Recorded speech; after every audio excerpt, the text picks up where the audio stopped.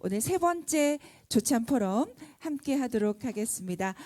오늘 그 전에 또 7월 달에 저희가 포럼뿐만이 아니라 또 다 함께하는 멋진 또 자리가 마련되어 있어서 이번 조찬 포럼을 기획하신 우리 그레이스조 교수님을 모시고요.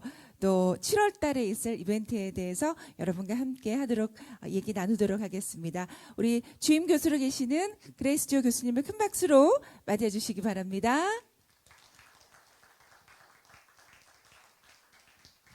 네, 반갑습니다.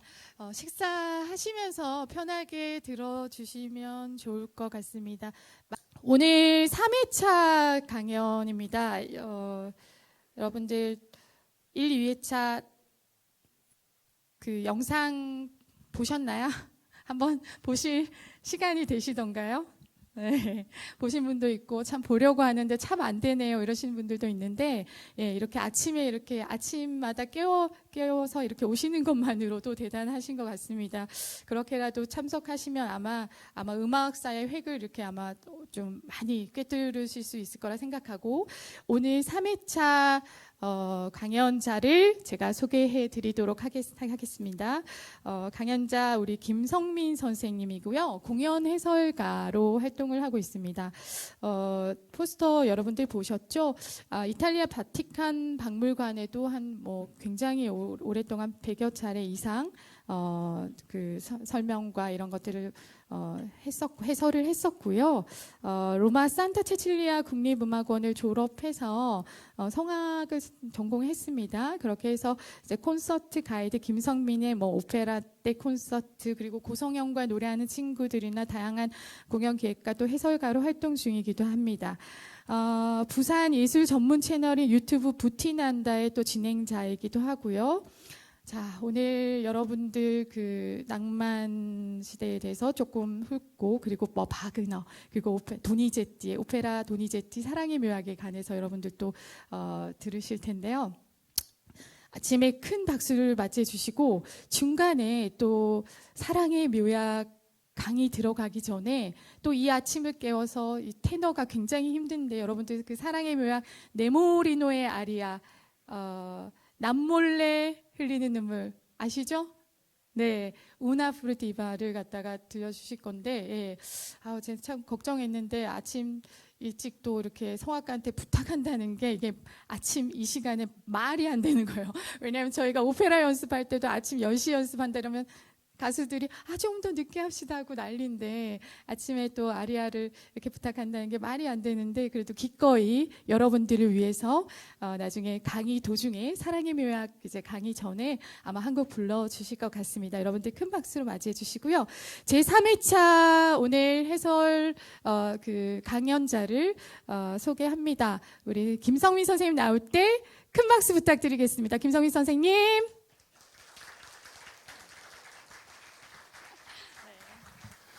네, 불러주셔서 감사합니다.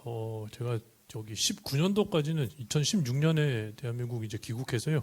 한 3년 정도는 이제 경기도민으로 살았었고요. 그때 이런 조찬 모임에 불려가서 강의를 몇 번 했었습니다. 근데 이렇게 부산에서 이런 모임이 생겼다는 이야기를 듣고 참 반가웠고, 또 이렇게 대학교에서 이런 걸 이제 만들어 주셔가지고요. 개인적으로는 매우 이제 기분 좋게 왔습니다. 불러주셔서 감사드리고요.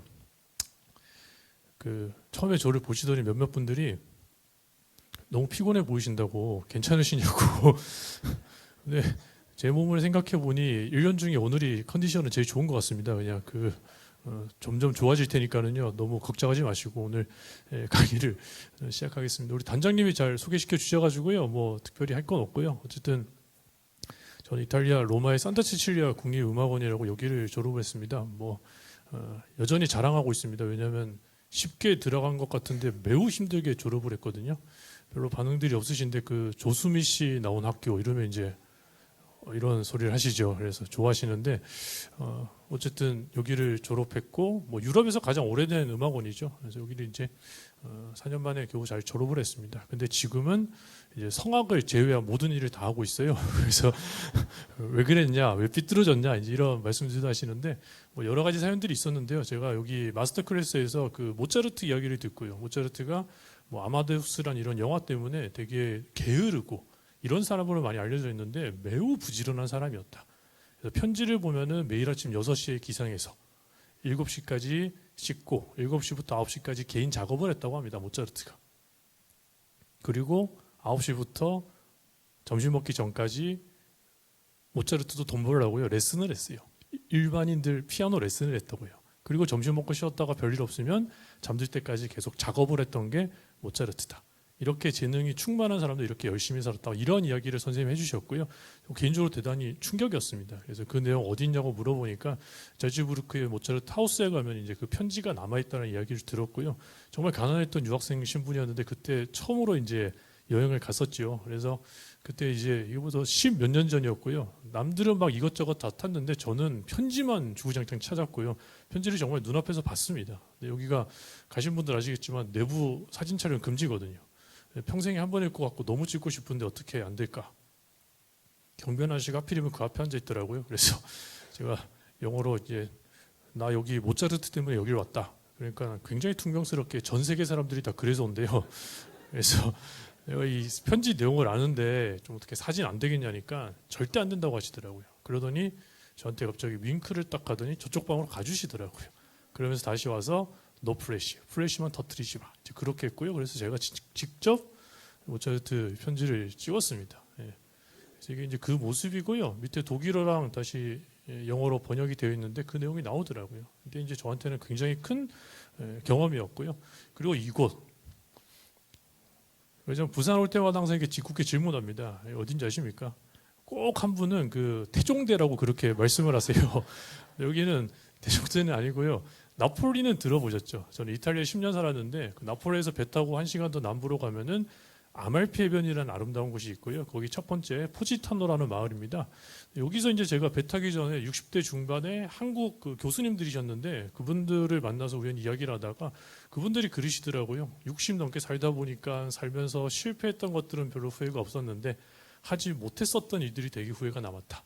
제가 그때 30대 초반이었거든요. 그래서 제가 그 말 듣고 부모님 실망하시니까 무조건 학교 졸업을 한다. 근데 졸업 후에는 내가 원하는 삶을 살리라 이제 그렇게 다짐을 합니다. 그래서 저는 사실은 역사랑 미술 쪽을 더 좋아했었어요 개인적으로. 그래서 졸업과 동시에 거기 현지 여행사에 취직을 해가지고요. 그 패키지 관광 가이드 말고요. 저는 이제 학교를 다녔기 때문에 그냥 자유여행 하시는 분들이 하루 와가지고 설명만 듣고 가시는 투어가 있습니다. 거기서 10년 동안 뭐 한 5만 명 만났으니까 꽤 많이 만났죠. 그래서 그 돈 모아서 와이프랑 같이 여행을 다녔고요. 10년 동안 다녔던 데를 찍어보니까 대략 뭐 직관적으로 이 정도를 다녔더라고요. 그리고 이제 이 경험을 바탕으로 이제 2016년도에 귀국해가지고 지금 이제 인문학 강사로 음악이랑 미술이랑 또 여행이랑 이런 것들 융합해가지고요 강의하고 있고 최근에는 이제 그 콘서트 가이드라는 이름으로 저도 메이드 인 부산이거든요. 그래서 부산에서 이제 중심으로 이런 활동을 하고 있습니다. 설명해 주셨는데 부티난다라는 채널이 있어요. 부산 사람 티난다의 약자입니다. 그래서 여기도 이제 그 콘텐츠가 있는데 관심 있으신 분들 오셔가지고요 또 봐주시면 되겠습니다. 오늘은 낭만 시대라는 이야기를 좀 말씀드릴 거고요. 전반의 특징들 쭉 한번 살펴볼 겁니다. 역사라는 게 다 이게 물고 물려가지고요 짧은 시간이지만 낭만 시대까지 고대 로마 그리스부터 해가지고 흐름들 한번 살펴보시면서 낭만 시대가 어떻게 펼쳐졌냐.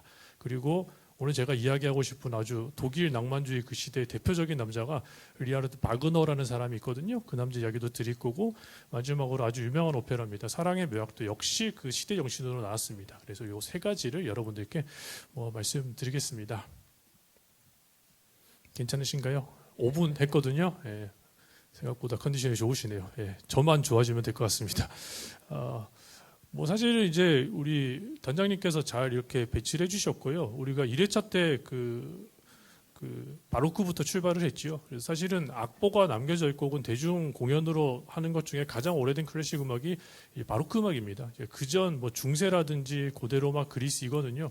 사실은 이게 거의 남겨져 있지도 않고 연주가 잘 되지는 않거든요. 한번 그래도 쭉 살펴보면서 오늘 우리가 보는 낭만 시대까지 한번 잠깐 보시게 될 겁니다. 뭐 고대 로마 그리스는요 사실은 악보라든지 형태는 거의 남겨져 있지 않습니다. 그냥 이렇게 도자기라든지 이런데 그림이라든지 이제 기록으로만 남겨져 있고요. 그래도 이제 우리 하나 아시는 분 나오죠. 피타고라스. 이제 수학자이다 철학자였는데 이 사람이 실제 그 뭐 전설 같은 이야기인데 대장장이들이 망치질을 하는데 음정이 다 다르더라. 그래서 이걸 계산해 가지고 자연수라고 하는 1, 2, 3, 4를 기점으로 해 가지고 협함이라는 거 이 사람이 이제 남깁니다. 그래서 이게 어떻게 보면은 조율과 그리고 뭐 화성학의 이제 기초가 되거든요. 그래서 음악사에서도 제일 먼저 공부하는 사람이 피타고라스가 나옵니다. 그리고 에토스라고 해가지고요. 고대 그리스 사람들은 음악이 사람 행동, 성격을 움직일 수가 있다. 매우 큰 힘이 있다라고 그렇게 믿습니다. 그래서 요거에 대해서 이제 여러분들 아시는 뭐 플라톤 그리고 아리스토텔레스도 이제 기록들을 남겼고요. 플라톤 같은 경우는 좋은 음악은 선한 음악이고, 그러니까 사람들에게 영향을 끼치기 때문에 좋은 음악을, 도덕적으로도 좋은 음악을 이제 용기를 주고 절제를 가르치고 이런 것들을 한다고 한다면, 제자였던 아리스토텔레스는 좀 더 폭넓게 이렇게 뭐 사람을 좀 슬퍼하거나 이런 것들도 역시나 인정해 줄 수 있다. 이렇게 해가지고 중요한 건 고대 로마 그리스 사람들은 음악이 매우 영향력이 있다. 이런 것들을 강조했다라고 보시면 됩니다. 지금 현재 연주되는 건 없고요. 그리고 한 번씩 들어보셨던 서기 476년도 서로마 제국 멸망당하면서 이제 중세 시대가 열렸다라고 그렇게 말합니다.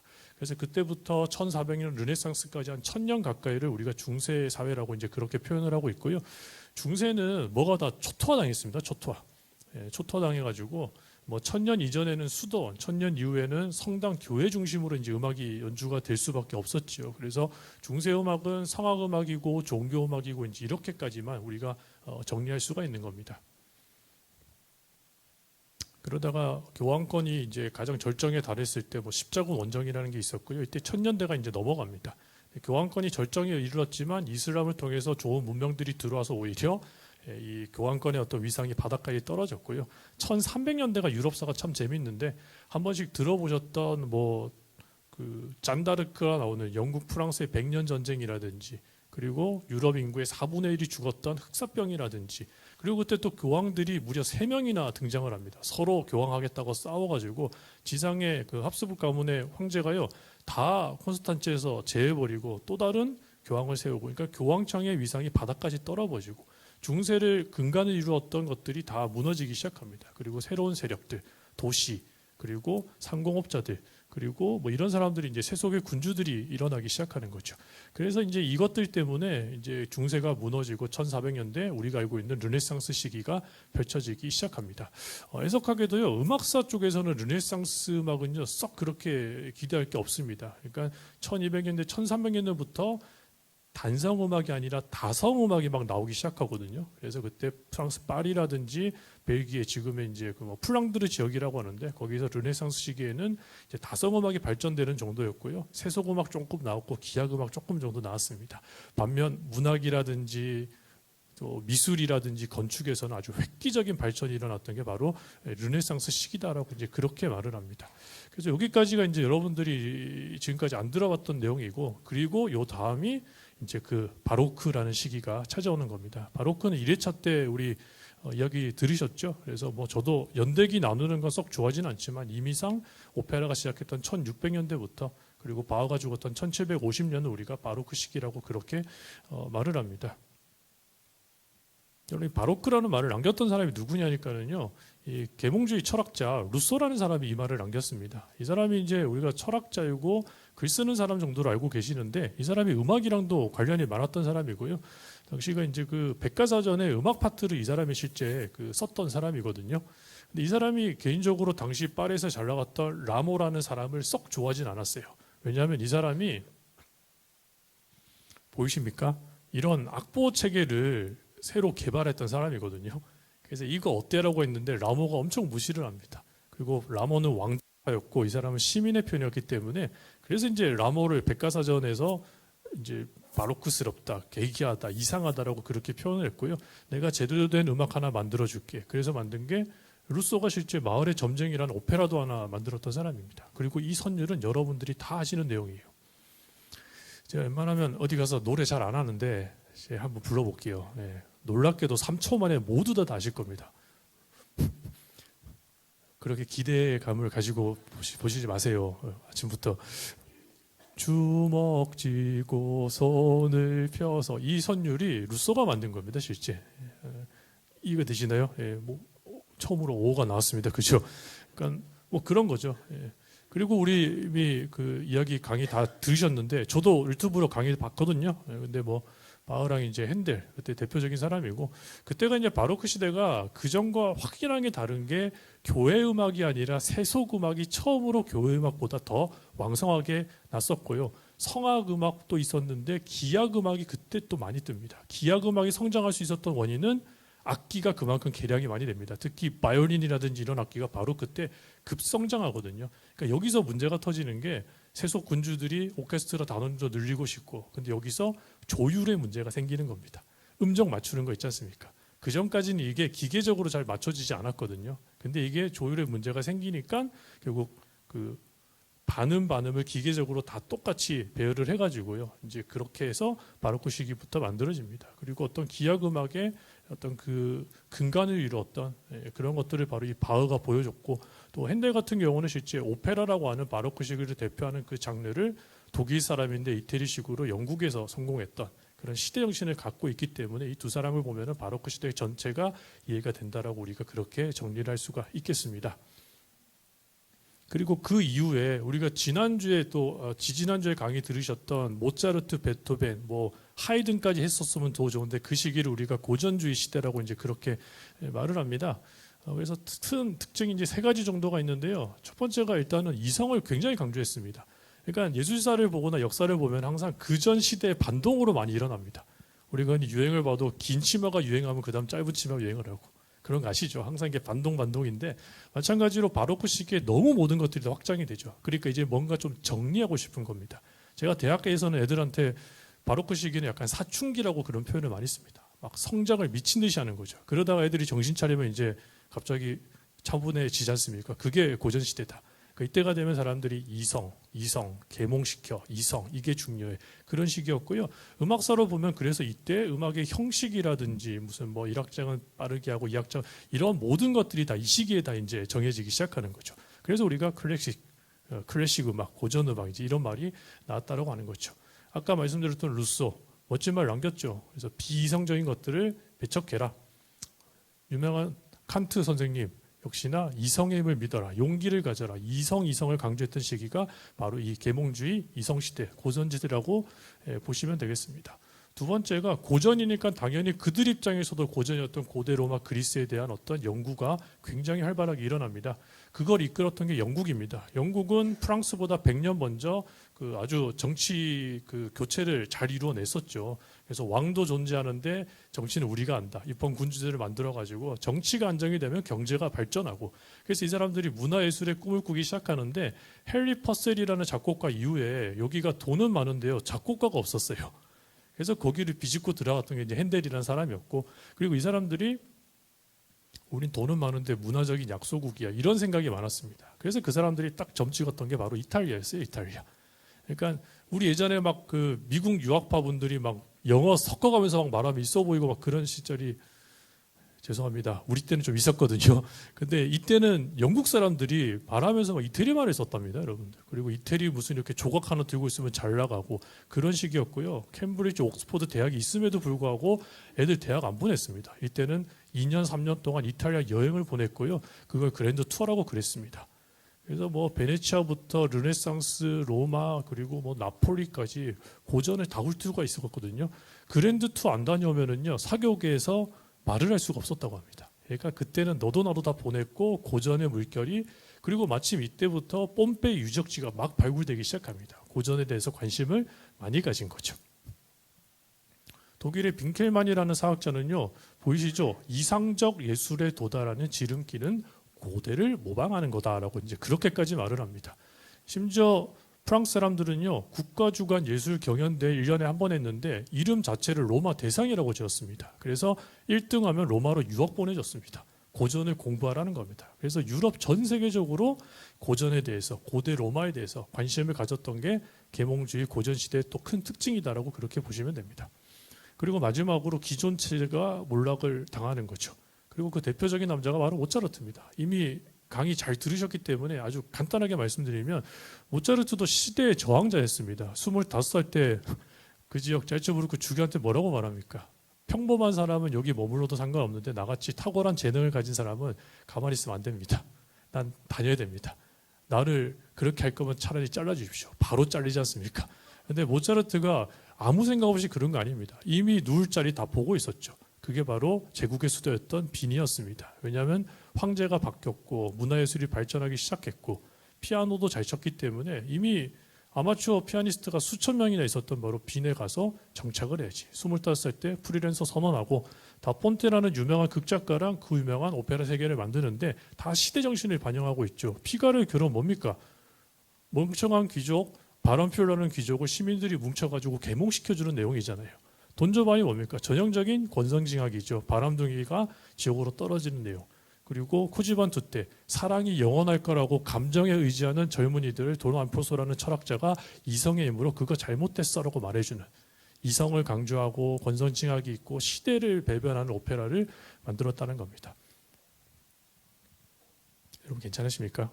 네, 제가 소심해가지고 한 번씩 이렇게 질문 드립니다. 이렇게 몇 분은 이미 지금 표정이 많이 어두워지셨는데 하여튼 모차르트가요. 저 모차르트 개인적으로 되게 좋아하거든요. 재능도 출중했지만 내가 재능 많다고 내가 원하는 거 했던 사람이 아니었습니다. 시대가 원하는 걸 정확하게 꿰뚫어 보고 대중들이 원하는 음악을 만들었던 사람이었죠. 그러니까 성공할 수 있었다 이런 말도 하고 있습니다. 그리고 프랑스 파리로 가시면은요. 바스티유 감옥이 이제 무너지고 우리가 흔히 말하는 프랑스 대혁명이 일어나는 겁니다.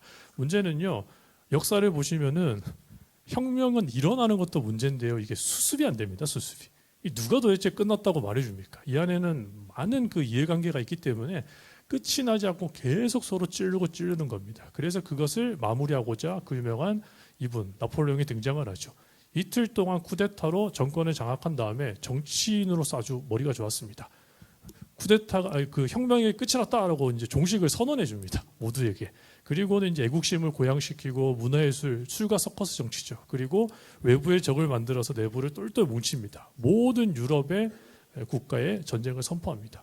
그래서 스스로가 종신제로서 황제로 등극하죠. 그러니까 시민들 입장에서 웃긴 겁니다. 왕이 싫어서 혁명을 일으켰더만 나폴레옹이 이제는 황제가 되어서 유럽 전체가 전쟁터로 바뀌어버린 거죠. 이게 낭만주의가 나왔던 결정적인 원인이었습니다. 그래서 여러분 어떻습니까? 이성, 계몽만 외쳤던 사람들이 집단 이성을 믿고 결국 프랑스 혁명이라는 사건까지 일어났는데 세상이 그래서 바뀔 줄 알았는데 시민들이 서로 찌르기 시작했고 그걸 바꾸려고 나폴레옹이 나와서 이제는 정말 바뀌었다 싶었는데 나폴레옹이 유럽 전체를 다 전쟁터로 바꿔버렸거든요. 그러니까 사람들이 집단 이성에 대해서 회의를 가진 겁니다. 이거 맞다? 틀린 거 아니야? 잘못된 거 아니야? 그래서 이제는 하나의 법칙이 아니라 개인의 감성으로 그렇게 넘어가는 게 오늘 제가 여러분들께 말씀드리고 싶은 낭만주의 시대다라고 그렇게 우리가 말씀드릴 수 있겠습니다. 그래서 뭐 로만티시즘이라고 그렇게 말하고요.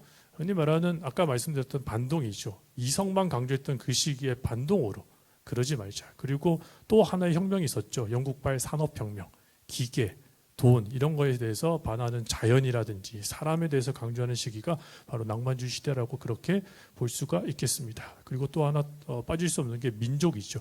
나폴레옹 때문에 전쟁 많이 하다 보니까 우리나라, 우리 민족 이거에 대한 생각들이 많아졌는데 낭만주의 시대가 바로 그런 특징들을 가지고 있다라고 그렇게 여러분들이 보시면 되겠습니다. 그래서 사실 저는 개인적으로 낭만주의라는 말을 잘 이렇게 쓰진 않는데요. 왜냐하면 낭만주의라는 말을 또 우리 일본 분이 사실은 최초로 만들었어요. 그러니까 로만티시즘이라는 말 자체를요. 일본어 발음이 똑같은 한자어로 낭만이라고 이제 그렇게 번역을 한 거라고 합니다. 그래서 낭만주의 문학을 이 사람이 이제 이때 표현하고자 낭만이라는 단어를 썼는데 우리나라 조선왕조 그 실록을 봐도요. 낭만이라는 단어가 2번 등장합니다. 광해군 때. 이것도 좋은 뜻도 아니었고요. 우리는 안 썼던 말입니다. 사실은요. 근데 일본 분이 이걸 쓰셨고 지금도 우리가 그냥 통속적으로 낭만 시대라고 말하지만 실제 로만티시즘, 로만이 뭔 뜻이냐니까 이야기, 소설 이런 뜻이랍니다. 그러니까 그때 문학이 강하게 발전했기 때문에 그 문학과 음악이 결합된 그걸 우리가 낭만 시대라고 하는데 로만티시즘. 근데 단어 자체, 낭만이란 단어 자체는 일본에서 나왔다라고 이제 그렇게도 보시면 되겠습니다. 나폴레옹 이후로 넘어가시죠. 나폴레옹 이후에 다시 각국 정상들이 뭉쳐가지고 합스부르크 가문의 수도 빈에서 회의를 합니다. 그걸 일명 빈회의라고 말하는데 문제는 합스부르크 오스트리아 그 제국 제외하고요, 러시아, 영국 그리고 그 프랑스 혁명에 가장 이제 힘을 냈었던 베를린이죠. 프로이센 이렇게 나라들이 뭉쳐가지고 계속 그 합스부르크 가문을 압박을 합니다. 그래서 뭐 좀 안 될 것 같고 땅 빼앗길 것 같으면 에이 춤이나 춥시다. 에이 술이나 마십시다. 이러니까 끝나지가 않았다고 합니다. 그래서 사람들이 도대체 회의 언제 마치냐. 그래서 회의는 춤춘다라는 이제 그런 말이 나왔었고요. 이게 음악사적으로 큰 영향을 끼치게 됩니다. 왜냐하면은 사람들이 전쟁도 하고 이제 너무 이렇게 막 따분하고 답답한 고전주의 음악이 싫은 거예요. 그래서 이제는 그냥 잘 알려진 멜로디의 변주곡 정도로 하는 좀 이런 가벼운 음악들을 좋아하기 시작했고요. 이런 귀족들의 문화가 일반 시민들에게 이렇게 전파가 됩니다. 그래서 시민들도 이제는 살롱 음악회라든지 음악회는 무조건 궁정 뭐 이러였는데 그게 아니라 가까운 집에서도 응접실에서도 이런 이제 대중화가 이때부터 빠르게 일어났다고 보시면 되고요. 이러다 보니까 전문 연주자들을 많이 찾기 시작했죠. 그래서 극한의 기교를 가진 뭐 파가니니 바이올리니스트라든지 혹은 뭐 피아니스트 리스트라든지 이런 사람들이 이때 이제 나타나기 시작했다라고 보시면 되겠습니다. 특히나 이제 음악사적으로 악기상 가장 중요한 게 낭만 시대는 역시 피아노입니다. 피아노. 그 전에도 이탈리아에서 만들었는데 사실은 낭만 시대 때 뭐 페달도 만들어지고요, 음역대도 늘어나고 음량도 굉장히 강해지면서 피아노랑 악기가 엄청나게 성장을 하죠. 여러분들이 머릿속에 바로크 시기의 악기, 가장 핫한 악기는 바이올린이라고 한다면 낭만 시대는 무조건 피아노다. 웬만한 작곡가들은 다 피아노 관련된 작곡을 했었고 피아노 연주를 했다고 그렇게 보시면 되죠. 그리고 이제 항상 우리나라 우리 민족에 대해서 강조를 할 때 문학이 발전을 하거든요. 그래서 독일 문학이랑 피아노가 결합이 돼서 예술 가곡이라는 리트라는 장르도 역시 이때 슈베르트에서 확립이 됐다라고 그렇게 보실 수도 있겠습니다. 그리고 마지막으로 가장 큰 특징이 이때 이제 문학이랑 강하게 합치되고 융합되다 보니까 표제 음악이라고 해서요. 그 전까지는 다 그냥 음악 자체가 좋은 거였습니다. 절대적인 음악이었는데 이제는 어떤 상황과 문학을 꾸며주는 서사적인 음악, 이걸 이제 표제 음악이라고 하는데 이런 장르가 또 등장을 했다라고 보시면 되고 이게 낭만주의의 일반적인 음악의 특징이다. 그렇게 보시면 되겠습니다. 특히 독일이 이때 엄청나게 이 낭만주의가 발전을 합니다. 왜냐하면 독일은요, 게르만족은 단 한 번도 연맹체가 통일을 이룬 적이 없었습니다. 유럽 역사를 보면은 뭔 전쟁만 나면 전부 독일에서 났어요. 바로크 시기의 그 30년 전쟁부터 시작해가지고 계속 쥐어터지는 겁니다. 나폴레옹한테도 쥐어터지니까 이때 사람들이 우리 게르만족은 도대체 어떤 민족이냐, 우리의 정체성은 뭐냐. 그래서 그때부터 연구를 하기 시작했고 독일 가시면은요 거기에 대부분의 설화라든지 이야기들이 다 숲에서 진행됩니다. 그러니까 동화도 그런 형태고요. 여러분들이 뭐 그림 형제 동화라든지 동화 보면 다 숲이 나오고 이런 나무가 나오는 이유가 바로 이런 거랑 관련이 있습니다. 그래서 이제 과거의 역사, 신화, 숲 이런 것들이 나오고요. 특히 민족성 고취 목적으로 합창. 그 전까지 합창 음악은 무조건 종교 음악이었어요. 근데 이때는 합창 음악도 하나의 장르가 되어서 특히 독일 낭만 시대 때 많이 발전을 하게 된다라고 말씀드릴 수가 있겠습니다. 그래서 여기까지 해가지고 낭만 시대의 전반적인 특징을 한번 쭉 훑어봤습니다. 여러분 괜찮으신가요? 뒤에 시계가 없어가지고 그죠? 8시 빨리빨리 진행하겠습니다. 그래서 이 독일 낭만 시대의 가장 대표적인 남자를 우리가 리하르트 바그너라고 이제 그렇게 말을 하고요. 아까 말씀드렸던 독일에서 문학이랑 가장 잘 융합된 음악 극이라고 해가지고 이분은 작곡가이지만 오페라도 직접 자기가 썼습니다. 그래서 강하게 융합을 시켰고요. 유도동기라고 해가지고 주인공이 등장할 때 특정 멜로디를 계속 반복시켜가지고 사람들한테 각인시키는 푸치니도 그래서 큰 영향을 받았다고 하는데 이런 것들을 이제 리하르트 바그너라는 사람이 실제 했다라고 보시면 되죠. 바그너 좋아하십니까? 유럽에서는 이제 당신 바그너 좋아합니까? 이게 어떤 뜻인지 아십니까? 바그너의 무게가 엄청나거든요. 바그너의 삶도 진짜 엄청나고 작품도 너무 엄청나가지고 바그너를 좋아한다면 정말 찐팬이죠. 그리고 사실 약간 정상 범죄에서 약간 벗어난 사람들을 이제 유럽에서는 바그너 좋아하는 사람들 이런 표현을 많이 씁니다. 잘 모르시는 분들은 바그너 잠깐 보시면은요. 이 사람이 이제 그 바이로이트라는 지역에 자신이 원했던 극장을 만들었고요. 축제가 있습니다. 축제 날짜 보이시죠? 7월 말에서 8월 말. 가장 더울 때 저기서 한 달 동안 축제가 열립니다. 축제라고 보기도 하고 어떤 사람들은 지옥이라고 표현도 합니다. 들어가시면은요. 여기가 건축물도 역시 그 리하르트 바그너가 직접 설계를 했어요. 우리가 유럽의 웬만한 오페라 극장들은 다 U자 형태로 되어 있죠. 근데 그렇게 하면은 사이드 쪽은요 잘 안 보이거든요. 음향적으로 문제가 있다라고 해가지고 리하르트 바그너는 이렇게 만들었어요. 앞에서 보시면 어떻습니까? 자리에 배치에 관련 없이 모든 사람들이 다 볼 수 있고 잘 들을 수 있게 만듭니다. 음향을 위해서 쿠션 따윈 없습니다. 전부 나무에 딱딱한 의자에 앉아야 되고 빼곡빼곡 붙어가지고 공연을 즐겨야 되는 거죠. 공연 때 모습입니다. 표정들이 다들 뭐 생각보다 할만하네 이러는데요. 7월 말이거든요. 에어컨이 없습니다. 에어컨 소리도 음향에 방해가 된다고 해서요. 건물에다가 옥상에서 물 뿌리면서 공연을 하고 에어컨 안 씁니다. 그래서 뭣도 모르고 갔다가 실신하시고 이런 이야기들을 종종 듣지요. 바그너를 좋아하십니까?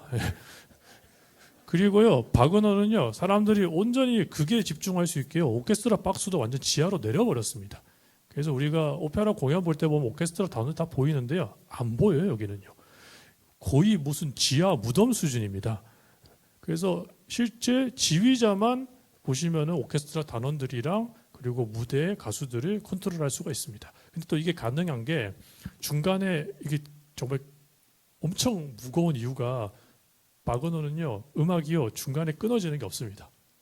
박수도 없습니다. 우리 이탈리아 오페라 보면 하면 박수 치고 한번 끊고 하잖아요. 이런 게 없다고요. 얘는 1막 시작하면 1막 끝날 때까지 계속 연주가 있습니다. 그러니까 계속 흐르는 음악이기 때문에 그게 가능하다는 겁니다. 게다가 어마어마한 시간입니다.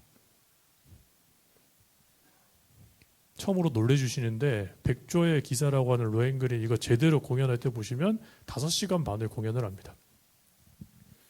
무표정하셨던 분들도 처음으로 지금 이게 경악을 금치 못하시는데 바그너의 무게가 이 정도입니다. 예. 게다가 그 유명한 반지 시리즈 총 4개의 오페라를 만들었는데 4일 동안에 16시간을 감상을 하셔야 돼요. 바그너를 좋아하십니까? 어떤 무게인지 아시겠죠? 그러니까 나 진짜 바그너 좋아 이런 사람은 진짜 사실 미친 사람이라고 이제 그렇게 표현을 하는 거죠. 뭐 이런 시덥잖은 이야기가 있습니다. 이게 위에서부터 출발해가지고 뭐 지그프리트부터 해가지고 쭉 이렇게 내려가는 게 바그너 이야기였습니다. 바그너 좋아하십니까? 이거 되게 낭만 시대 특징이죠. 하나의 어떤 이성적인 어떤 그걸로는 규정할 수가 없는 겁니다. 아버지가 경찰 서장님인데 연극 배우들이랑 굉장히 친했다라고 합니다. 근데 바그너가 태어나고 아버지가 바로 죽고 한 9개월 만에 엄마가 재혼을 하는데 아주 친구였던 가요라는 또 사람이랑 재혼을 하게 됩니다. 근데 이제 당시 연극계가요 매우 자유로운 영혼들이 그냥 스와핑이랄까요 이런 자극적인 것들도 아주 거리낌 없이 할 정도로 그런 삶을 살았다고 합니다. 그래서 많은 음악사학자들이 바그너의 아빠는 죽은 경찰서장이 아니라 재혼한 아빠가 바그너의 아빠가 아닐까라고 이제 그렇게 말할 정도로 이야기를 많이 합니다. 그리고 실제 그 바그너의 엄마도 매우 자유롭게 이제 그렇게 지냈었고, 그래서 바그너도 역시 평생을 매우 자유롭게 그렇게 지냈다라고 합니다. 그리고 바그너는 원래 음악 이전에 문학 소년이었어요. 매우 예민해서 밤에 자다가 소리 지르면서 깰 정도로 매우 예민했는데 뭐 이렇게 시쓰기 이런 걸로 이제 대상을 받을 정도로 문학에 관심이 있었는데 우리가 잘 아는 베토벤 교향곡 그리고 뭐 폰 베버, 카를 마리아 유명하죠. 모차르트랑도 관련이 있는데 어쨌든 이런 것들을 보고 음악에 이제 빠져서 레슨을 받기 시작합니다. 여기서도 대박인 게 집이 가난하잖아요. 레슨을 받고 싶잖아요. 그래서 그냥 무작정 가서 레슨을 받고요. 돈은 다음에 준다고 합니다. 선생님 다음 주에는 2번 나눠서 아니 다음 주에 한 달씩 그리고는 다른 선생님한테 갔습니다. 경제관념이 없었어요. 근데 또 이게 평생을 바그너를 이렇게 살게 만들었습니다. 경제관념도 없고 자유롭게 살았습니다. 낭만주의 시대. 그리고 방황하는 20대 때 극장 가서 여배우 민나라는 여자를 만나가지고 한눈에 반해가지고 결혼까지 하게 됩니다. 근데 가진 것도 없었는데 서로 달라서 너무 달랐어요. 바그너는 매우 예민하고 음악에 대해서 조예가 깊었는데 이 민나라는 여자분은 화려하고 연극 이런 거 좋아했었고 그냥 바그너랑 별로 안 맞았어요. 결혼식 전날에도 대판 싸우고 있는데 신부님이 중지하셔가지고 겨우 결혼했다고 합니다. 뭐 안 되죠. 그리고 이분도 연극 배우지 않습니까? 그러니까 남다른 성생활을 또 즐기시고 그래서 이미 사생아도 있었고 뭐 이제 그런 여자랑 결혼을 합니다. 근데 이제 이 여자분의 어떤 허영을 맞춰줘야 되기 때문에 계속 경제관념이 없었던 바그너는 뭐 했겠습니까? 돈 빌렸죠. 그래서 주고 그리고 도망 다니고 그러다가 파산합니다. 그래가지고 둘이 개 한 마리 들고 전쟁 때문에 저기 북독일로 돌아가지고 파리까지 가가지고 2년 6개월 도피하는데 그러다가 운 좋게 드레스덴이라는 작센 지역의 독일 지역에서 궁정 예술가로 발탁이 되어가지고요. 거기서 한 6년 정도 궁정 생활을 합니다. 근데 여기서도 아주 낭만 시대의 전형적인 모습이 나오는데 궁정에서 왕의 녹을 먹으면 그냥 살면 되는데요. 거기서 돈 받으면서 또 아주 급진적인 정치 세력에 깊게 가입을 합니다. 그래서 결국 그것 때문에 체포령이 떨어져가지고 도망을 치게 됩니다. 그래서 스위스로 망명해서 한 11년 동안 망명 생활을 하는데 그때 이제 책도 저술하고 그리고 파리 가가지고 또 뭐 했겠습니까? 자유롭게 또 연애를 했죠. 그래서 그때 동시에 두 명의 여인을 만나는데 특히 영국의 레시 로소라는 이 여자분에게 제시 로소라는 여자분에게 뭐 엄청난 이제 후원을 받습니다. 그래서 정말 진지하게 우리 여기 살지 말고 이상을 꿈꾸면서 유토피아 같은 고대 그리스로 갑시다. 이렇게 해가지고 진짜 도망가려고 하다가 남편한테 딱 걸려가지고 연락 얻어 터지고 스위스로 가서 또 그 이야기를 눈치 없이 와이프한테 해가지고 또 와이프한테 얻어 터지고 그렇게 됩니다. 그러다가 여기서 이제 그 로헨그린이라는 그 오페라가요 독일에서 이제 히트를 치게 되죠. 우리나라, 우리 독일 이런 이제 이야기 때문에 이제 대성공을 거두게 됩니다. 그리고 그때 한스 폰 뷸러라는 유명한 피아니스트, 리스트의 제자이기도 했는데 지휘자로서 이 사람을 또 제자로 양성을 하게 됐죠. 그리고 이제 대박인 건 바그너는 이제 이해할 수가 없죠. 저는 개인적으로 우리 와이프한테 항상 매력이 뭔가 엄청났던 것 같다. 왜냐하면 오토 벤젠동크라고 하는 진짜 돈 많은 사람이요. 바그너의 모든 빚을 다 청산해 줍니다. 그리고 돈 없다고 하니까 자기 저택 옆에다가 집까지 줍니다. 그래서 여기서 살라고 여기서 작품 활동 하시라고 이제 그렇게 해가지고요. 여기서 무상으로 잘 살지요. 그리고 또 뭐 했겠습니까? 살만하니까 또 자유로운 영혼. 그의 와이프를 또 건들게 됩니다. 바그너를 좋아하십니까? 그래서 마틸데라고 하는 이 여자한테도 대시를 해가지고요. 그 뭐 편지를 엄청나게 주고받았어요. 그 뭐 육체적인 관계까지 안 갔을 것이다 이렇게 말하는데, 근데 또 편지가 오고 가니까 당연히 옆집 살지 않습니까? 그러니까 또 아내한테 딱 걸렸어요. 그래서 아내가 돈 다 갚아줬던 오토 벤젠동크한테 편지 다 보여주죠. 내 남편이랑 자네 와이프랑 바람났네요. 근데 진짜 그 남자가 괜찮았던 것 같아요. 바로 모든 걸 무마하고 아내를 데리고 베네치아로 여행을 떠납니다. 그게 끝이었어요, 여러분들. 그리고 이 시기에 그 유명한 쇼펜하우라는 그 철학자의 굉장히 이제 그 바그너가 감동을 받습니다. 참고로 뭐 쇼펜하우는 많은 분들 아시겠지만 독일 프랑크푸르트에서 날씨가 좋고 커피가 맛있어서 이제 거기서 살았는데 건강상의 이유가 있었죠. 이 사람이 이제 싫어하는 게 이제 철학자 헤겔. 같은 대학에서 강의했는데 헤겔은 뭐 이렇게 저도 철학 잘 모르지만 열심히 노력하면 다 성공할 수 있습니다. 청년들 힘을 내세요. 쇼펜하우는 아니죠. 열심히 노력해서 다 성공하냐? 웃기지 마라. 이런 이야기거든요. 그러니까 청년들이 아무도 안 갔어요. 그러니까 평생 헤겔을 싫어했거든요. 두 번째로 여자도 별로 안 좋아했습니다. 독신으로 살았고 세 번째로 소음을 싫어했습니다. 그래서 쇼펜하우 같은 경우는 그런 거죠. 커피숍에서 커피 마시는데 뒤에 여자분들이 수다 떨고 있으면 열나 짜증 나는데 듣고 보니 헤겔을 칭찬하고 있더라. 이러면 이제 최악의 어떤 상황이 되는 거죠.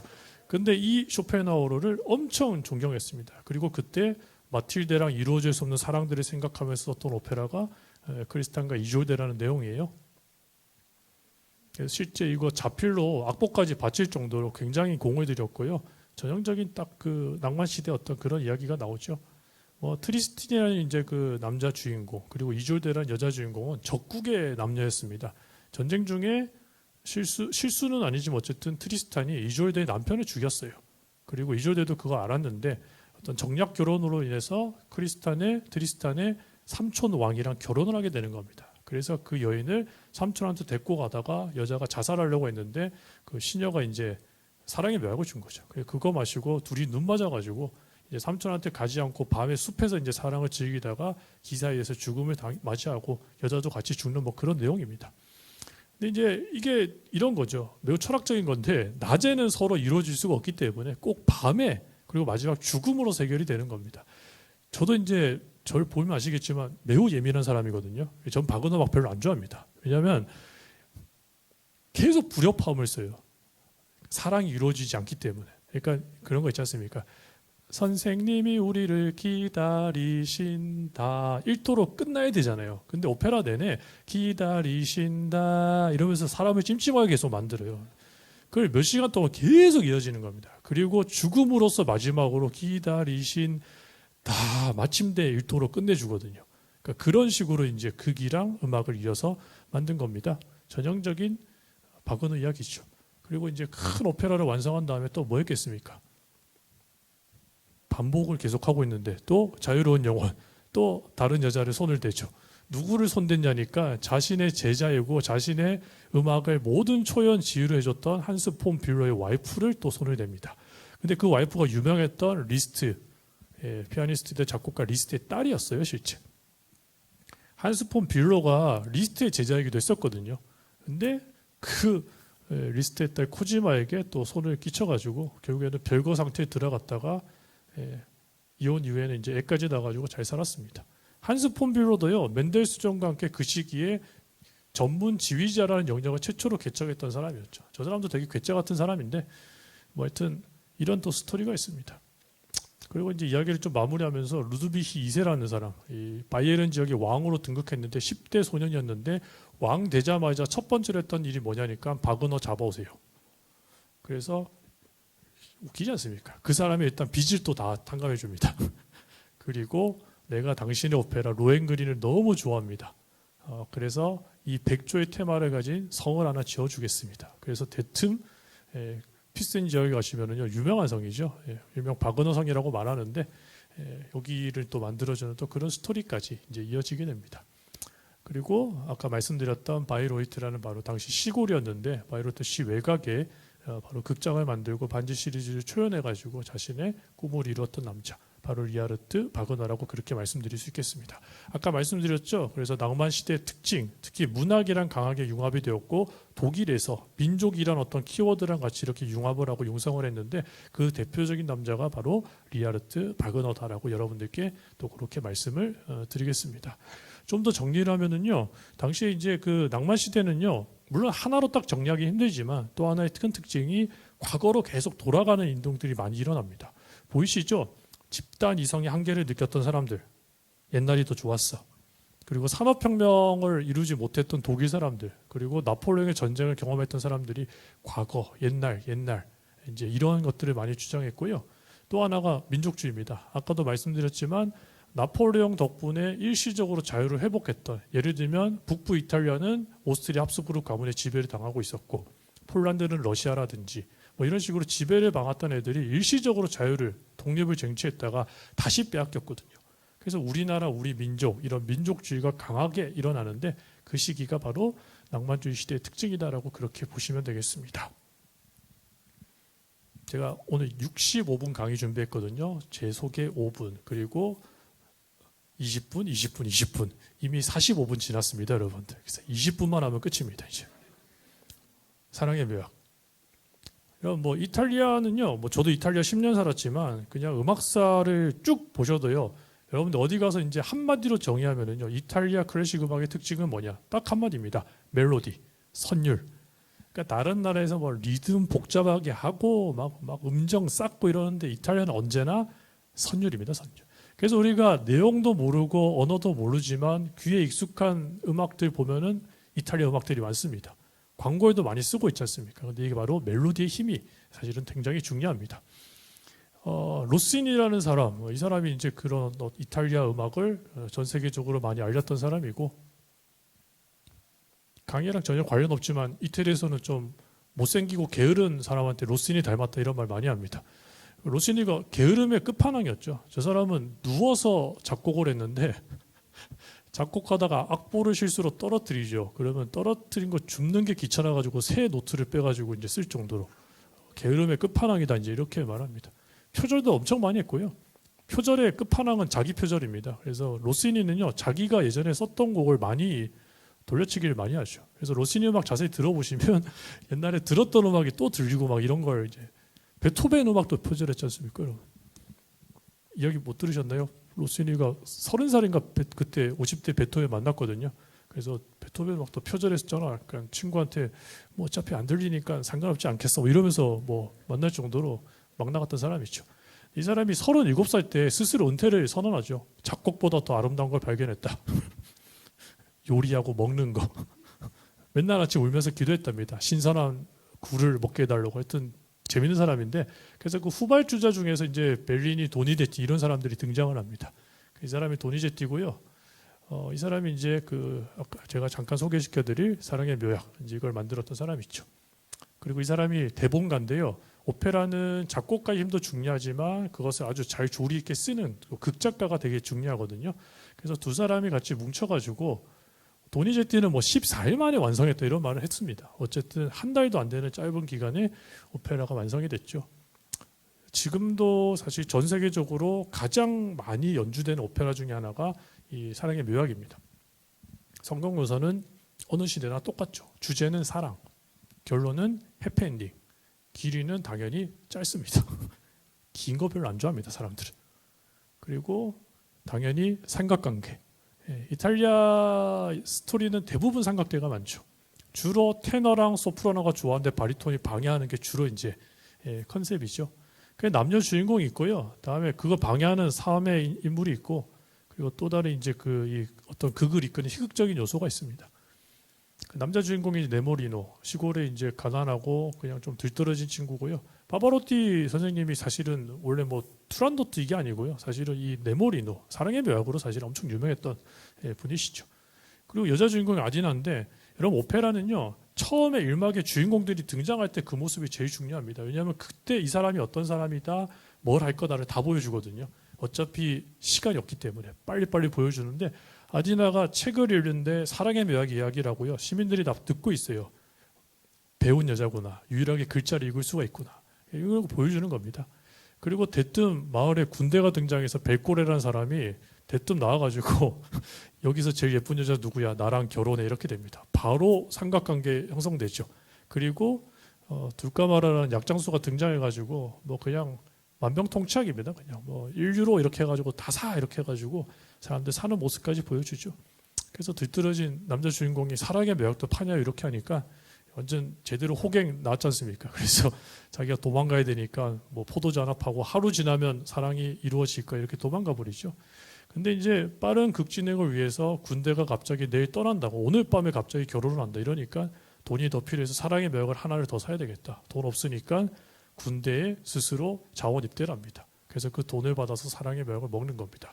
중요한 내용은요, 사랑을 얻지만 군대를 가야 되잖아요. 근데도 그 한 번의 사랑을 위해서 내가 사랑의 묘약을 사겠습니다. 이렇게 해가지고 이제 들어갑니다. 사랑의 묘약이 이루어졌을까요? 이루어집니다. 갑자기 마을 처녀들이 다 덤비기 시작하거든요. 알고 봤더니 돈 많았던 삼촌이 유산을 남기고 죽어버렸어요. 그러니까 갑자기 돈이 많이 생기니까 마을 처녀들이 다 덤빈 겁니다. 지만 몰랐어요. 그래서 자기는 사랑의 묘약이 이루어졌구나 이러면서 혼자 좋아하는데, 그때 바로 여자 주인공이 그 모습을 보고 눈물을 찔끔 흘리죠. 그래서 그 눈물을 보면서 남자 주인공이 저 여자도 나를 좋아했구나. 그러면서 이제 즐겁게 행복하게 부르는 노래가 남몰래 흘리는 눈물이라는 유명한 작품이에요. 그러니까 제목이 남몰래 흘리는 눈물이라고 슬픈 내용이라고 생각하는데, 선율도 이 오페라에서 유일하게 슬프잖아요. 근데 내용은 아주 행복한 내용입니다. 슬픈 곡절을 썼던 이유는 당연히 사랑은 이루었지만 나는 내일 군대를 가잖아요. 그래서 가사는 즐겁고 그리고 선율은 슬프게, 그렇게 해가지고 만든 유명한 명곡입니다. 그리고 이제 마무리하면서 둘까마라 약장수가 말하죠. 제가 갑자기 인기가 많아진 게 사랑의 묘약을 먹어서 그래. 너도 하나 나한테 살래? 그 말 들으니까 그때서 여자분이 딱 이제 이해를 해가지고, 아니 그 사랑의 묘약보다 내가 더 사랑의 묘약이야. 물건보다 사람이 더 중요하지. 이러면서 가서 그 사랑을 이루는, 이제 그렇게까지 해서 마무리가 되는 내용입니다. 요 이제 해설은요 제가 요 이후에 마무리하면서 말씀을 드리고요. 아까 우리 단장님 말씀해 주셨는데, 특별히 이제 그 테너 저랑 이름도 비슷합니다. 저는 김성민인데 오타가 아니고 저분은 김성입니다. 그래서 아까 말씀드렸던 남몰래 흐리는 눈물 요거 하나 들으시면서요, 마무리 멘트 들으시면서 이제 뭐 정리를 하시면 되겠습니다. 저도 아침에 6시 반쯤에 왔는데 이미 마이크 테스트하고 계시더라고요. 한 분이 놀래주시는데, 고음역을 내는 테너분이 지금 이 시간에 노래를 한다는 것 자체가 사실은, 여전히 별로 안 놀라시는데 엄청난 겁니다. 그래서 그 절대 노려보시거나 그러지 마시고 지금 잠도 못 주무셨을 겁니다. 그래서 그 열화 같은 박수를 쳐주셔서 이제 하나 들으면서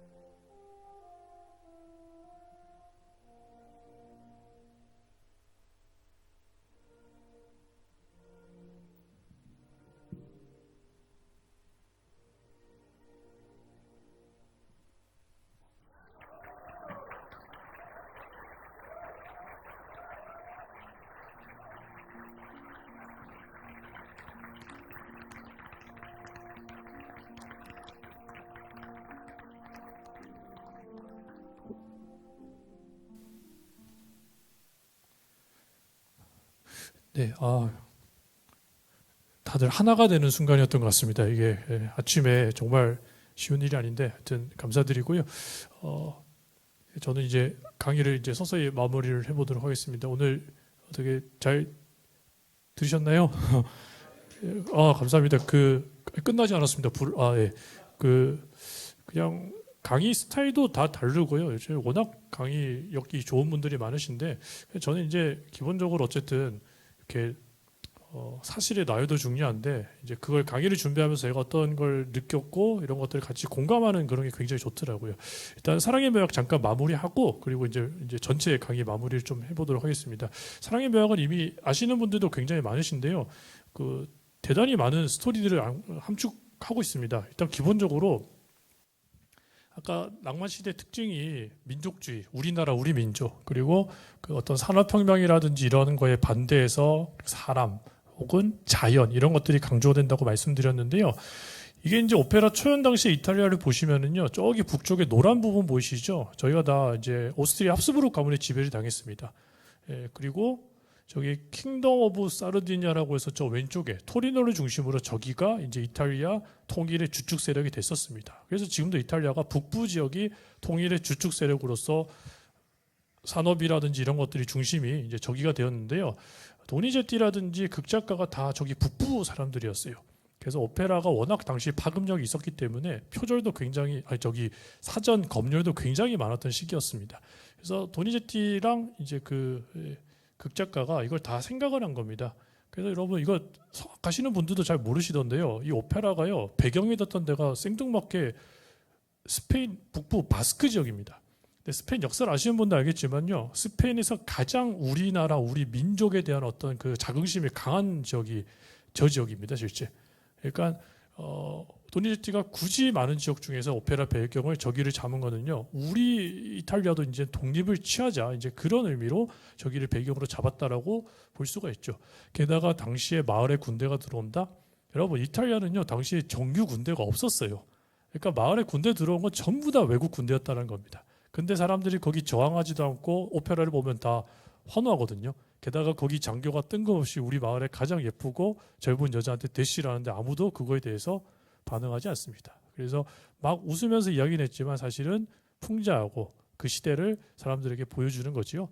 게다가 아까도 말씀드렸다시피 당시가 산업혁명 때문에 돈이면 뭐든지 된다라는 게 굉장히 팽배했던 시기였다고 합니다. 그리고 그 대표적인 인물이 바로 약장수 둘까바라죠. 그래서 둘까바라는 사람이 약을 파니까 마을 사람들이 다 그걸 사는 모습을 보여주는 거예요, 사실은요. 그게 막 웃자고 하는 게 아니라 그 시대를 다 이렇게 사람들에게 투영해 주는 겁니다. 그리고 마을 여자들이 인기 없었던 남자가 갑자기 유산을 쟁취했다는 말을 듣고 미친 듯이 달려들지 않습니까? 돈이면 다 돼. 그 시기를 이렇게 보여주는 거죠. 근데 이런 모든 스토리가요, 사실은 150년이 지난 지금도 여전히 공감이 되기 때문에 많은 사람들이 이 오페라를 보고 있다라는 거죠. 그래서 여러분 벨코레라고 하는 군대를 대표하는 게 외세의 침략을 나타내고요. 그리고 둘까마를 나타내는 그 약장수 이게 이제 물질 만능을 이제 완전히 보여주는 거죠. 근데 거기에 남녀 주인공이 뭡니까? 돈보다는 사람 그리고 성공보다는 행복 이런 걸 이야기하면서 그 시대에 반하는 내용들을 말해주고 도니제티는 우리도 이렇게 좀 살아갑시다라는 뜻으로 당시 오페라에서 이 이야기를 사람들에게 전달했다라고 그렇게도 우리가 해석할 수가 있다는 거죠. 그러니까 오페라를 보면 사실은 그 시대 정신이 다 들어옵니다. 그러니까 사랑의 묘약은 사랑의 묘약 우와 재밌어 웃고 즐길 내용이 아니라 그 시대에서 보면은 사실은 매우 심오한 철학을 담고 있는 오페라다라고 그렇게 말씀드릴 수가 있고 아까 제가 말씀드렸던 낭만 시대를 아주 잘 보듬고 있는 바로 오페라라서 여러분들께 마지막으로 말씀드리고 싶었습니다. 그래서 오늘 지금도 여전히 낭만 시대 이런 이제 이야기를 가지고요. 낭만 시대 전반의 특징, 우리 고대 로마 그리스부터 역사 흐름을 쭉 보셨고요. 다음에 리하르트 바그너를 통해서 독일 낭만주의 시대에 대해서 보셨습니다. 마지막으로 사랑의 묘약을 통해서 낭만 시대를 아우르는 이야기를 한 번 더 여러분들께 말씀을 드렸어요. 제가 이제 대학이나 대학원에서도 이제 강의를 할 때 이제 이렇게 시대를 나누는데요. 막 연대기 쓰는 거 별로 안 좋아합니다, 여러분들. 뭐 1399년은 중세고 1년 지나서 1400년도 르네상스입니까? 그런 거 없거든요. 근데 그냥 후대 우리가 이제 보기 좋게 이렇게 나누게 되는 겁니다. 근데 여러분 그 2000년에 이 1800년의 역사를 쭉 보시면은요. 지금 아까 제가 슬쩍슬쩍 말씀드렸지만은요. 다 이게 예술사가 보면은 그 전 시대의 반동으로 많이 이렇게 움직이는 걸 볼 수가 있죠. 그래서 저 위에 보시면 고대 그리스 사람들은 매우 수학적이고 이성적인 어떤 예술을 추구했지 않습니까? 그에 어떻게 보면은 중세 그 천년은요 거의 비이성의 시대였습니다. 그러다가 다시 르네상스 시기는 고대 그리스 이성을 찾는 운동이었고요. 바로크는 이성과 감성이 공존하면서 모든 것들이 확장이 되었고 그 반동으로 뭔가 정리하려고 다시 고전 시대 때 이성이 강조가 됐는데 그 결과물로서 프랑스 혁명과 나폴레옹이 나니까 사람들이 다시 그 반동으로 개인의 감성으로 돌아가는 낭만 시대까지 이렇게 반동하면서 역사가 흘러가는 걸 볼 수가 있었다라는 겁니다. 드리고 싶은 이야기는요. 역사가요. 많은 사람들이 같이 숨쉬고 있는데 한쪽으로 치우칠 때마다 다시 반대쪽으로 가면서 어느 정도 균형을 맞추면서 지금까지 왔다라는 겁니다. 그리고 2000년이 지난 우리는 이걸 다 볼 수가 있지 않습니까? 그래서 우리가 균형 감각, 한쪽으로 치우치지 않고 중도를 걷는다는 것이 얼마나 중요하나 이런 것들도 여러분들께 말씀드리고 싶었어요. 근데 어떻게 보면은 지금이 더 힘들 수가 있습니다. 왜냐하면 예전에 100년 동안 있을 일들이 지금은 5년 만에 막 바뀌는 시대거든요. 그러니까 사실 이것도 쉽지가 않구나라는 그런 이야기도 여러분들께 동시에 드리고 싶었습니다. 그래도 요즘은 이게 있잖아요. 집단 이성. 집단 이성의 핵심은요. 모든 상호가 자유롭게 교류하고 소통이 가능해야 된다고 합니다. 근데 지금 우리가 스마트폰이 있잖아요. 인터넷이 있잖아요. 그래서 그게 아주 가능한데 예전에는 이런 소통하는 것을 절대 군주가 혹은 교회 지도자들이 막고 있었기 때문에 이게 잘 되지 않았는데 지금은 이것 때문에 집단 이성이 발동할 수 있는 계기가 훨씬 더 많아졌다는 거죠. 근데 여러분 비슷한 내용인데 아주 안 좋은 예가 집단 사고라는 것도 있습니다. 이거는 그림 보시면 아시다시피 서로 간의 소통이 완전히 단절된 겁니다. 그래서 이것은 하나의 생각이 모두를 지배하고 그게 옳다고 생각하고 밀어붙이는 거고요. 나치당의 히틀러도요. 불법으로 사람들 죽인 거 아닙니다. 합법적으로 정권 얻어가지고 합법적으로 전쟁 일으켜서 수백만 명을 죽인 겁니다. 그런 것들은 집단 이성이라고 표현하지 않고 집단 사고라고 그렇게 표현하는 겁니다. 그래서 우리가 집단 이성을 추구하는데 집단 사고는 조심해야 되겠구나. 심리학적으로 보면은요, 이걸 이제 다원적 무지라는 표현을 많이 씁니다. 이게 뭐냐니까 자꾸 자기랑 불편하고 안 좋은 사람들은 배제하다 보니까 비슷한 사람들끼리 계속 뭉치는 겁니다. 그러다 보니까 확증평양 이런 것들이 많이 생기고요. 저는 이 말이 확 와닿던데 근친혼 하면은 열성 유전자가 나오지 않습니까? 그렇게 비슷한 사람들이 계속 뭉쳐 있으면 결국 그 안에서 노는 겁니다. 이런 사람들의 특징은 자신들만 옳다고 생각하죠. 그래서 상대방을 공격하고 상대방을 자꾸 설득하려고 무리하게 그렇게 하고 이런 사람들하고 대화하면은 꼭 이럽니다. 내 주변에는 그런 생각하는 사람 아무도 없어. 당연하죠. 자, 이 속에 있기 때문에. 그래서 우리가 어떻게 보면은 균형이라는 밸런스라는 이야기를 할 때 조금 불편하지만 내가 좀 불편한 사람들의 이야기도 듣고 저럴 수도 있겠구나 이러면서 마치 2000년 동안 역사가 반동하면서 균형을 잡듯이 우리도 좀 그렇게 가면 어떨까라는 이야기를 여러분들께 드리고 싶었습니다. 근데 이 이야기가요. 갑자기 나온 이야기도 아니에요. 2000년 전에 왔노라 보았노라 이겼노라 율리우스 시저도요. 이미 비슷한 말을 남겼습니다. 사람은 누구나 모든 현실을 보는 게 아니고 대부분의 사람들은 자기가 보고 싶은 부분만 본다. 바꿔 말하면 자기가 교육하고 자기가 인지한 부분까지만 볼 수밖에 없다라는 겁니다. 그래서 어쩔 수는 없는데 저는 개인적으로 지금이 더 어려운 것 같습니다. 왜냐하면은 지금 정보가 너무 많아요. 그래서 우리가 알고리즘이라는 녀석이 있거든요. 그러니까 자꾸 내가 원하는 정보만 줍니다. 여러분 유튜브 영상 트시면 도대체 뭐가 나옵니까? 저는 뭐가 나올까요? 하나도 안 궁금하시죠? 저는 4살 딸이 있거든요. 그래서 온통 뽀로로가 춤을 추고 있고요. 다 그런 것밖에 없습니다. 그러니까 예전에 비해서 오히려 정보는 더 많아졌는데 오히려 밸런스 잡기는 더 어려워진 세상이 된 거죠. 왜냐하면 계속 내가 좋아하는 거, 내가 편한 거, 내가 찾는 것만 계속 몰아주기 때문에 열성 유전자가 될 가능성이 사실은 훨씬 더 많지 않을까. 참 조심해야 되겠다. 오늘은 그 이야기를 여러분들께 마지막으로 전달해 드리고 싶었습니다. 저 그림 좋아하거든요. 오늘 시간 많으면 그림이랑 같이 이야기해도 참 좋은데요. 같은 낭만 시대를 살았던 프란시스코 고야, 스페인의 대표적인 작가고 베토벤이랑 동시대에 살았고 베토벤이랑 비슷한 생각을 했습니다. 이성을 강조하다가 낭만 시대로 넘어갔던 사람인데 이 사람도 심지어는 귀에 청력에 문제가 있었던 사람이었죠. 이 사람의 유명한 판화입니다. 제목이 이성이 잠들면 괴물이 탄생한다. 이제 그런 내용이랍니다. 그래서 괴물을 뭐 비이성적인 내용을 밤이라고 보고요. 누가 이제 이성이 잠드니까 막 밤에 이상한 비이성적인 것들이 막 날아가는 모습으로 표현이 되었죠. 근데 여러분 이게 굉장히 이제 오늘 내용이랑 관련이 있습니다. 이 밑에 보면은 일수에노라는 게요. 수에노가 잠들면이라는 뜻도 있지만 꿈꾸면이라는 뜻도 있다고 합니다. 그러니까 두 가지 내용을 다 담고 있는 거예요. 들어보십시오. 이성이 강조되는 시기에 이성이 잠들면 괴물이 탄생하는데 이성이 꿈꿔도 괴물이 탄생한다는 겁니다. 그러니까 이성만 너무 강조해도 안 되고 이성을 너무 배제할 수도 없다라는 거죠. 그래서 이 사람이요. 상상이 감성적인 부분이 이성과 결합하면은 모든 예술의 어머니가 탄생한다. 밸런스에 대해서 이야기를 했는데 오늘 여러분들께 그 이야기를 꼭 드리고 싶었습니다. 오른쪽도 왼쪽도 아니고 감성도 이성도 아니고 2000년의 그 역사를 우리는 볼 수 있기 때문에 힘든 다원적 무지에 빠지지 않고 한쪽으로 치우치지 않고 밸런스를 유지하며 살면은 어떨까. 그래서 오늘 제목을 여전히 우리는 낭만 시대에 살고 있다. 이렇게 여러분들께 말씀드리고 싶었습니다. 긴 이야기 드려서 감사드리고요. 저는 김성민이었습니다. 감사합니다.